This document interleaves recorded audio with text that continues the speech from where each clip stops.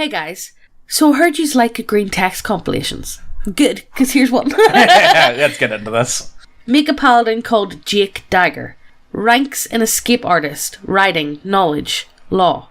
Description. Jake Dagger is a loose cannon paladin on the edge with no regard for the law. I'll skip how the first session went and just inform you all how I'm not allowed to make paladins anymore. DM gives me a funny look, but allows it. His first mistake. Doesn't quite get why I used a hand crossbow as my weapon. Why I have a mustache.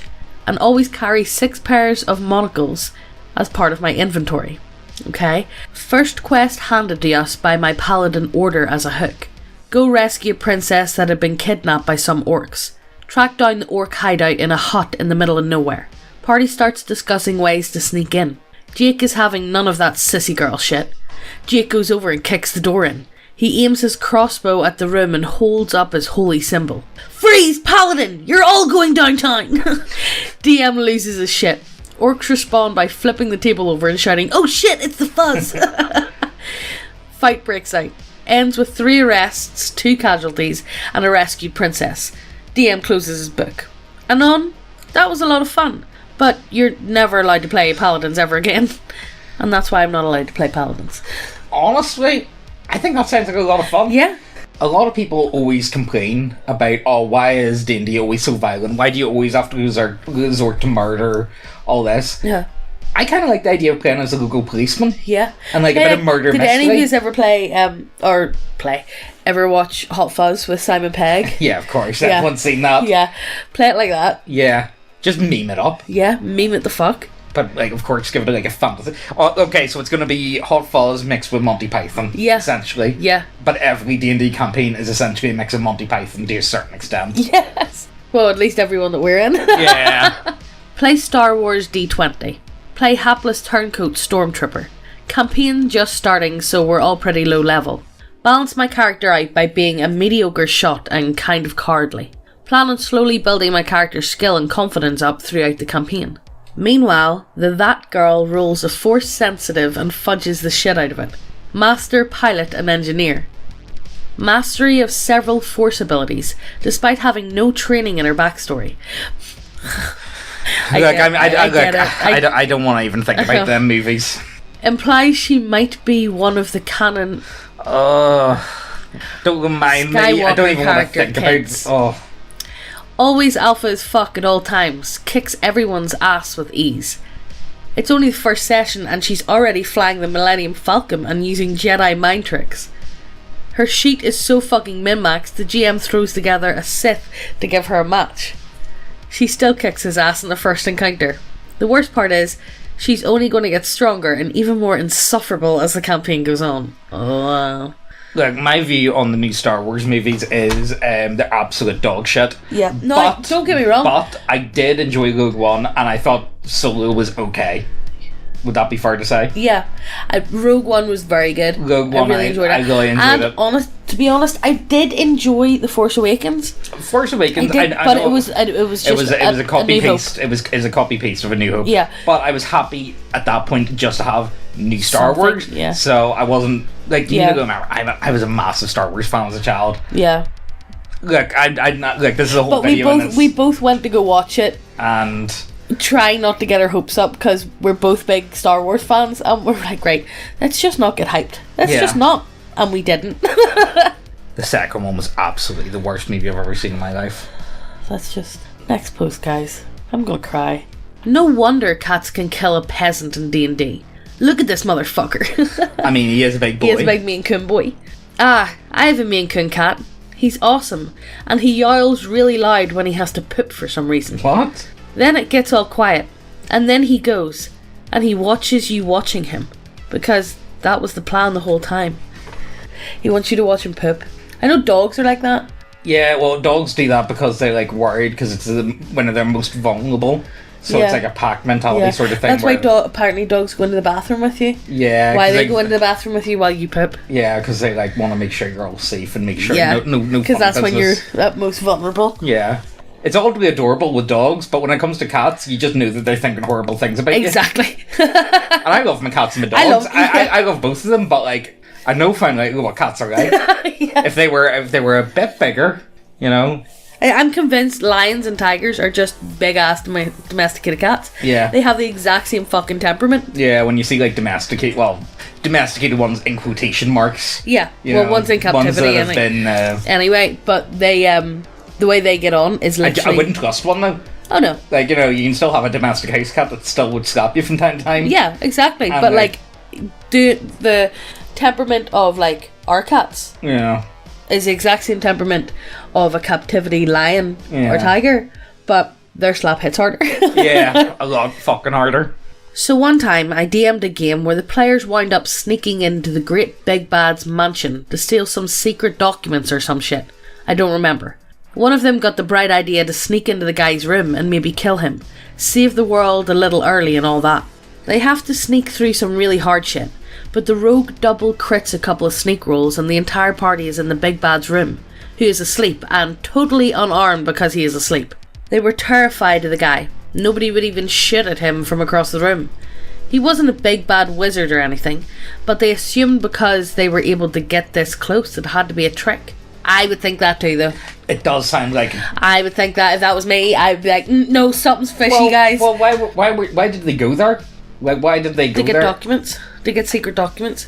It is weird a DM would put that in. Maybe he was away. And give them that opportunity. Yeah, maybe they... Yeah. Maybe the only reason why they are going to get the documents is because he's away. It's unusual to... it does feel strange. Like... It feels like a trap. To me, that feels it feels like a body double. Yeah. Or something. They wound up just ordering pizza on his phone, which they paid for with their own credit card, and didn't have it sent to their base. Pizza Hut just sent it to the bad guy's mansion because that was where the call came from. The players were so dumb they bought the bad guy pizza. How does that happen? What?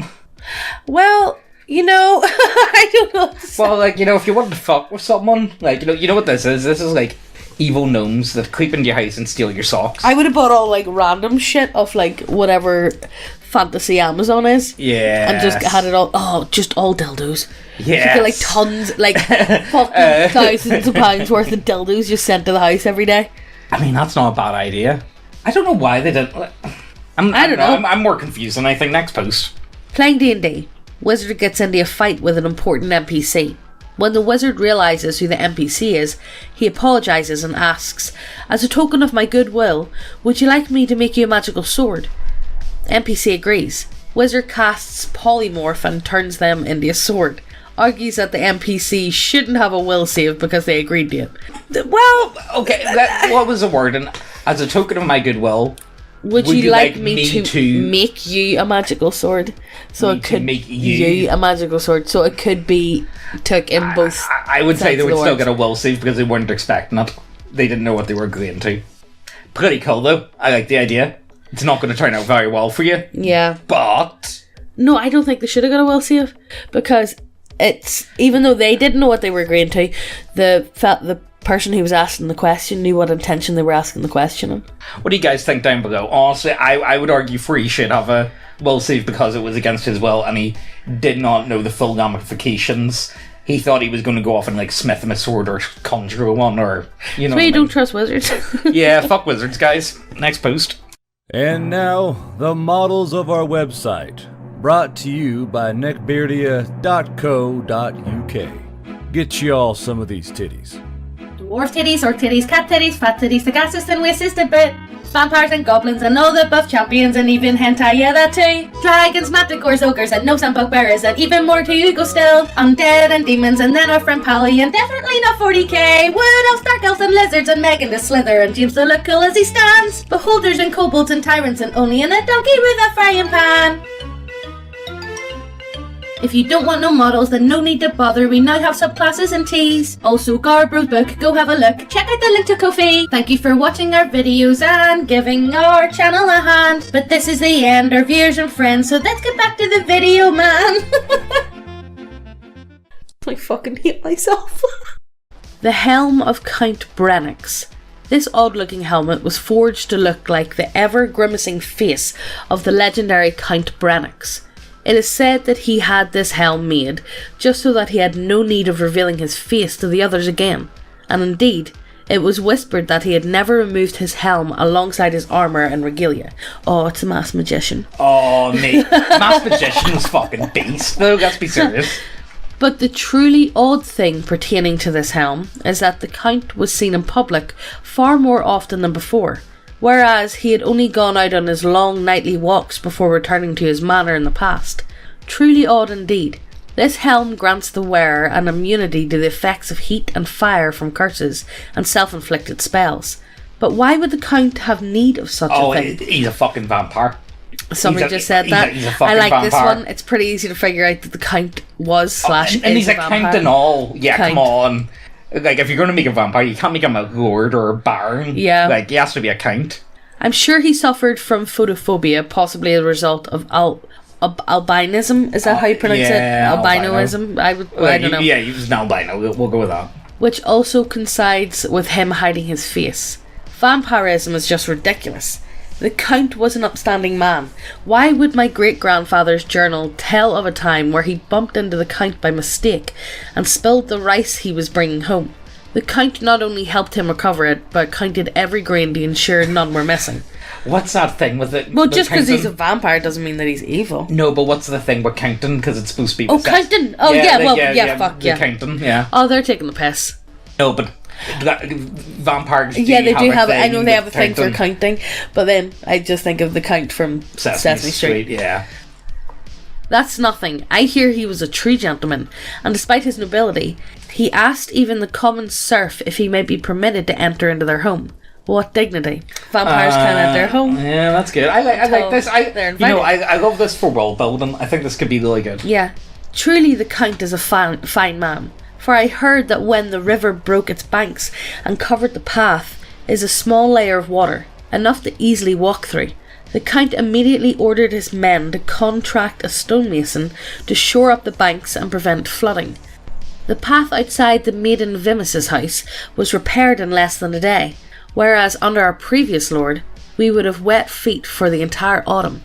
Did vampires have something against water? They do. I can't remember the details though on it. Do they? It's something about running water. They can't cross it. Oh, that's the TG I know and love. This whole chain of comments really does just show how much of a good person a vampire with a ring of sustenance and protection from light and / heat is. Honestly, I do like. I know vampires are seen as kind of cringy these days, but I am a big fan of vampires. Is And, there like any way like vampires can be good though? You know, Unless they rely on like blood donations, but I don't think that's really vampires and are can generally they? just Does evil. it have to be human blood, Yeah, I'm or pretty can positive. they drink like animal blood? Depends on the setting. I think they can get away with it, but it's not as good. No. Are they like vegan vampires where they only drink animal blood? But I do love this, and I would love to see like actually good vampires for a change. Yeah. Even though it probably will end horribly. Does But, anybody like, remember the movie The Little Vampire? I mean, that was funny as fuck. That was such a good movie. And they drunk cow blood. Oh, did they? Yeah. Ah. Being neutral evil human rogue. I'm a fucking edgy motherfucker. Pick related is character inspiration. I snipe bitches with my heavy crossbow for money. Get caught up with a group of adventurers because they seem to get half drowned in coin wherever they go. There's an uppity dwarf cleric in the party. Man, fuck that guy. He worships a good god, like a fucking pussy. I can work with him for now though. The coin is worth it. Starts following some reports of undead and demons in this one kingdom. Seems the king turned out to be some kind of demon worshipper and opened the gates to the abyss. Shits get fucked. Sounds like a good opportunity to get gold. We start heading into the kingdom. We get attacked by vampires at the border. I get bitten. Fucking hell. I'm a vampire now. Whatever. I'll deal with it. Man, that cleric is annoying. He keeps trying to heal me even though I've told him over and over that it hurts me now. Get approached by a representative of demons in a tavern later. Offers me a whole pile of gold to off the dwarf cleric. Hell yeah, I'll do it. Cue montage of various attempts on the dwarf's life that all feel cartoonishly bad, and yet are never traced back to me. Party eventually gets captured by demons and forced to fight in gladiator battles for their entertainment. I get paired with a dwarf cleric in a battle to the death. This is probably my last chance. Make a move to stab the shit out of him. Miss. He uses meta magic to cast create water over my head, and then bless water on the newly created water before it hits me. Get showered in 10 gallons of holy water. Die instantly. Fucking dwarf clerics. Honestly, that's such an idea for... Yeah. I wish that was a thing. That's so good. I would love it for DMs to actually be like, you know what, that's a pretty good way to banish evil creatures. First campaign. Rookie DM throws a new monster at us. Shows us the picture. The Retriever, a terrifying spidery killing machine made of creaking metal. What we don't know is that he's mixed up and he's using the stat block for the creature after that. A succubus. Oh, for fuck's sake. Oh no. It strides up on its... Oh no. Oh no. It strides up on its clawed iron legs. Everyone roll charisma. Arrow, you find the most It finds you the most attractive and wraps you in its embrace. Oh no. That encounter did not end well. Oh, pretty funny though. Yeah, it's pretty funny. As far as mistakes go, I like that. Yeah. I like that. And honestly, you know, he probably should have been better off just not telling the players. Oh, by the way, actually, I like furiously whipping back in the book. It's like, oh, shit, what am I doing? Yes. I think that was pretty good. I think that's where we're going to end it today. We're fucking tired. Yeah. We don't even have a child yet. We've been nesting all day. We have spent the entire day nesting for baby to come. Yes, we've got a lot of furniture put up. A lot of fuck IKEA, man. Yeah. Fuck IKEA. You really test your relationship putting together IKEA furniture. We're not that bad at it. I think we're pretty good at it. But yeah, sorry, I think we're both fucking knackered at this point. But I hope you guys enjoyed this one. Also, I should say, I was thinking about it.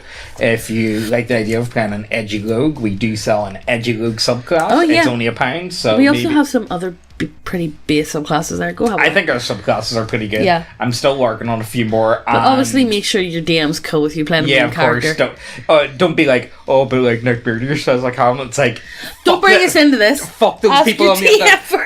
I can't stand them stupid dickheads on the internet. All they do is fucking read GreenTexts. Fuck them. Fuck them. They don't know shit what they're talking about. Fuck them guys. Fucking normies.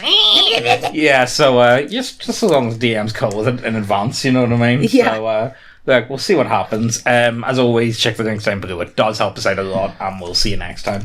Bye.